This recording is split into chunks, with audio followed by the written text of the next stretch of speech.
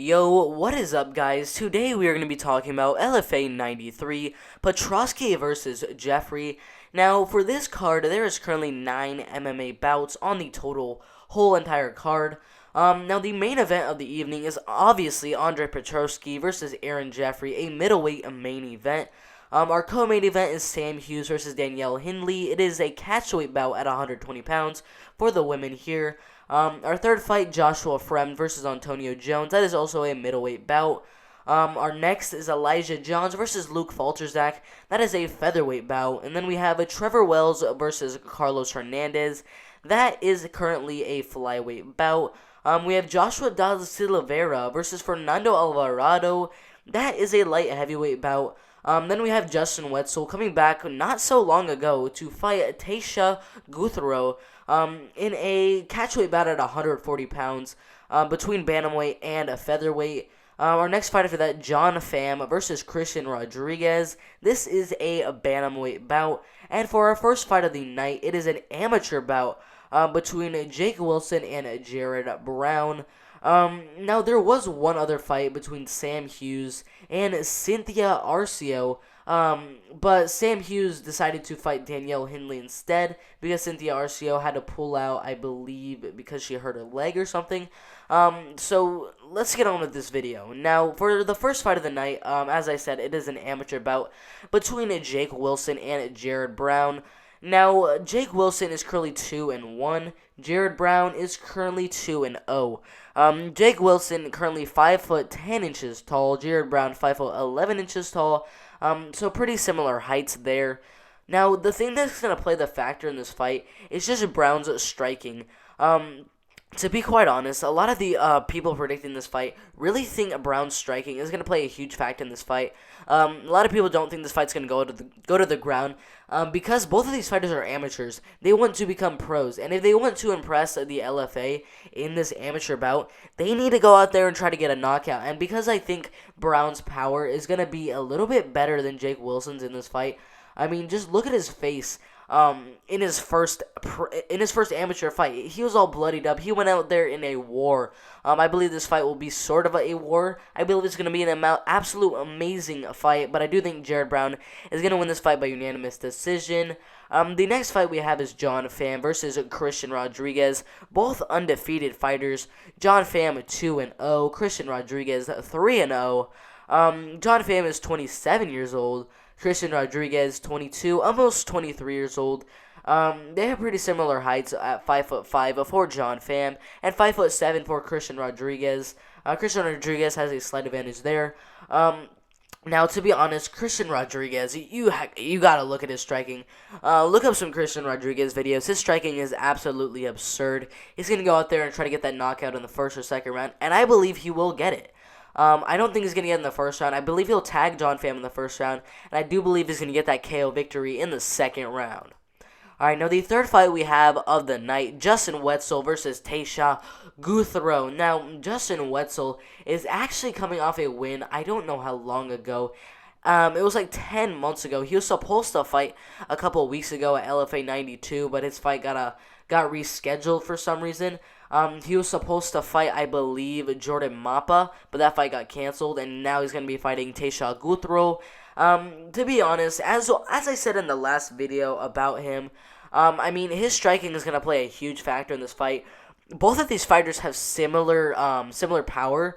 Taisha Guthro can definitely knock you out at any time in this fight. Justin Wetzel can do the exact same. But Justin Wetzel has a little bit more experience. Has a little bit larger of a gas tank. This fight, I think, is going to go all the way.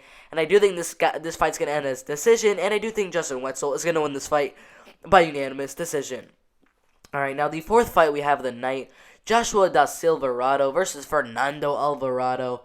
Now, this fight is going to be very good. It is a light heavyweight bout.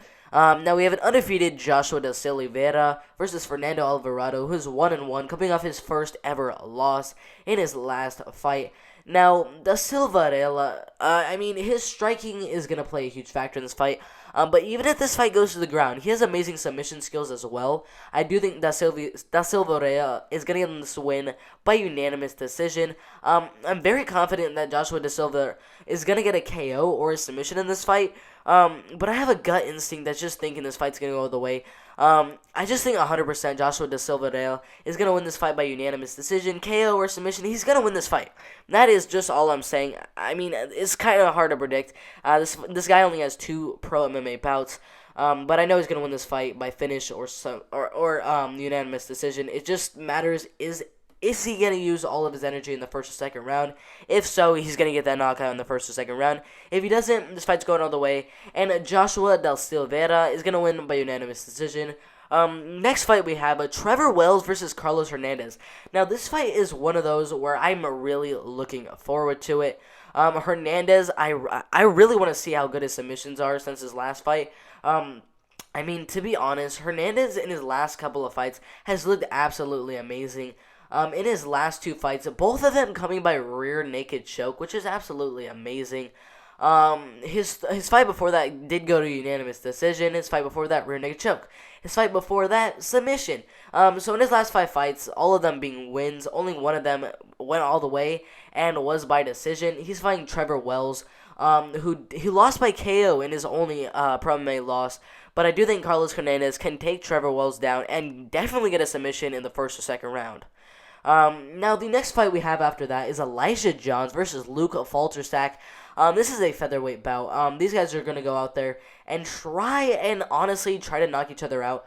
But Johns, he's gonna land first. Elijah Johns, 6-1, he's gonna land. And this is really gonna propel his career. I do think he's gonna get this knockout in this fight in the first or second round. I'm really looking forward to this fight because I don't know, Luke Falterstack can definitely get that knockout. But I'm definitely leaning towards Elijah Johns in this fight by KO in the first second. Now this is our main event of the evening. Joshua Fremda versus Antonio Jones. This is a middleweight bout. Joshua Fremda, 26, almost 27 years old. Antonio Jones is 35 and a half years old. Antonio Jones is 7-3, coming off a 2-fight losing streak. Joshua Fremda, 5-1, coming off a 3-fight win streak. Now, on those 2 losses from Antonio Jones, they were a year ago, and it was by unanimous decision and a TKO. For Joshua Fremda, his last 3 wins, one of which coming like a month and a week ago, was a KO from knees and punches. Before that was a split decision win over Travis Davis, and then a submission by rear naked choke over Andre Hall, and then that loss was to Robert Gidron by unanimous decision. But that was 2.5 years ago. He's looked much better since then. Antonio Jones, those 2 losses were by unanimous decision and TKO. To be honest, Joshua Fremda can definitely get a knockout in this fight, but I do think this fight's gonna go all the way. And I do think Joshua Fremda is gonna get this win by unanimous decision. Alright, now our next 2 fight, this is a co-main event of the evening. Sammy Hughes versus Danielle Hindley. This fight is a very, very good fight. I'm really looking forward to it. Sam Hughes is coming off her first ever loss in her last fight. Danielle Hindley is coming off a win after her first loss. So she was 3-1 and then came back with a nice win. Honestly, very close fight. No way a KO is happening in this fight. I'm just going to tell you right there. This fight's definitely ending in submission or decision, I'm sorry. Very close fight, I have to say. But if you look at those last fights, Sam Hughes' last loss, which was 2.5 months ago, was by inverted triangle choke. And then before that was just a unanimous decision win, a submission by armbar, a KO, and then a submission by rear naked choke. And then Danielle Hindley, her most recent win was by submission from shoulder lock. And then that loss before that was by submission by rear naked choke. Then before that, she got a submission by armbar win.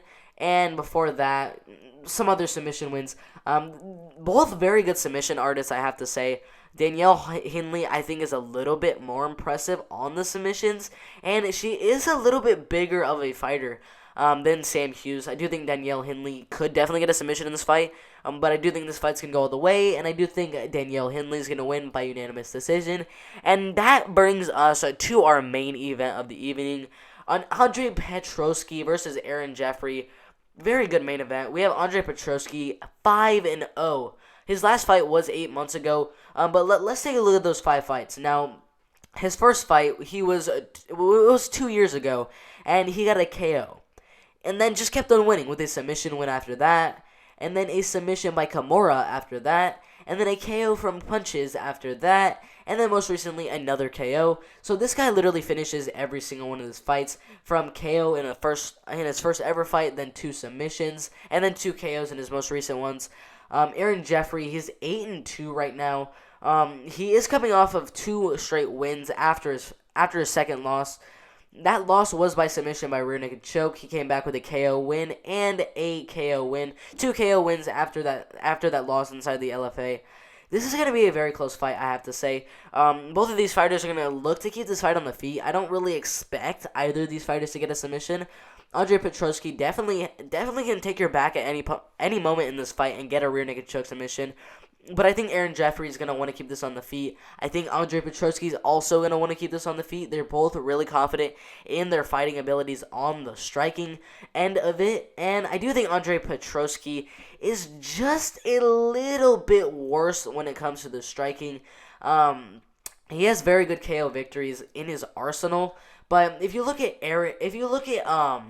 Aaron Jeffrey's past couple of fights, I mean, first ever pro MMA bout, first round triangle choke, second round KO, then got his first loss to an absolute beast in Sean Brady, who's doing very good inside the UFC right now. Got a first round TKO, a unanimous decision over Chad Kelly, a third round KO, a fourth round KO, and then lost to Brendan Allen. No, those are his only 2 losses. Sean Brady and Brendan Allen came back with a second round KO and then that third round KO, as I said. To be honest, I do think Aaron Jeffrey is going to win this fight by unanimous decision. He could definitely get the win by KO in this fight. It is a middleweight bout. Anything can happen. KOs are always happening in the middleweight division. But I do think this fight's going to go all the way. And I do think Aaron Jeffrey is going to get this win by unanimous decision. Alright, now those are my picks for this fight card, LFA 93. I hope you like this video. Make sure to like and subscribe if you like this video. Make sure to comment your predictions as well. I'm going to be posting every single day. I have some UFC predictions coming out for you tomorrow and the next day. Every single day predictions coming out. LFA, Contender Series, UFC, Bellator, anything you guys want, put it in the comment section below and I'll make sure to get back to you always, and I'm out of here.